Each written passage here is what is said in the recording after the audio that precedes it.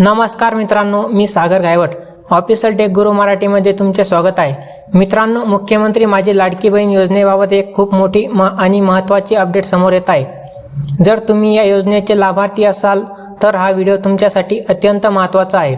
कारण तब्बल 71 लाख महिला अपात्र ठरण्याची शक्यता निर्माण झाली आहे. तुमचा हप्ता वाचवायचा असेल तर तुम्हाला काय करावे लागेल, KYCची नवीन मुदत काय आहे, याबद्दल संपूर्ण माहिती आज आपण पाहणार आहोत. मित्रांनो, सध्या महाराष्ट्र राज्यात लाडकी बहीण योजनेवरून मोठी खळबळ उडाली आहे. तब्बल 71 लाख महिला या योजनेतून अपात्र ठरल्याची बातम्या येत आहेत. पण घाबरू नका, सरकारने KYCसाठी मोठी मुदतवाढ केली आहे.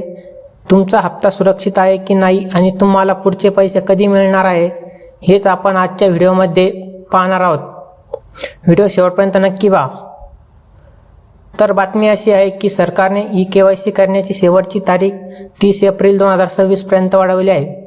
अनेक महिलांना तांत्रिक अडचणीमुळे KYC करता आली नव्हती, त्यामुळे हा मोठा निर्णय घेण्यात आला आहे.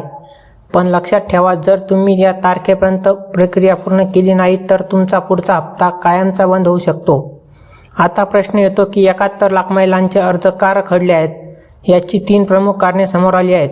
आधार लिंकिंग, बँक खात्याला आधार लिंक नसणे, चुकीची माहिती, अर्जात दिलेली माहिती आणि कागदपत्रे यात बदल असणे, KYC अपूर्ण, मोबाईलवरून किंवा सेतू केंद्रावरून KYC प्रक्रिया पूर्ण न करणे. ज्या महिलांनी KYC केली पण KYC करताना चुकीचे पर्याय निवडले, अशा महिलांचे हप्ते बंद झाले आहे.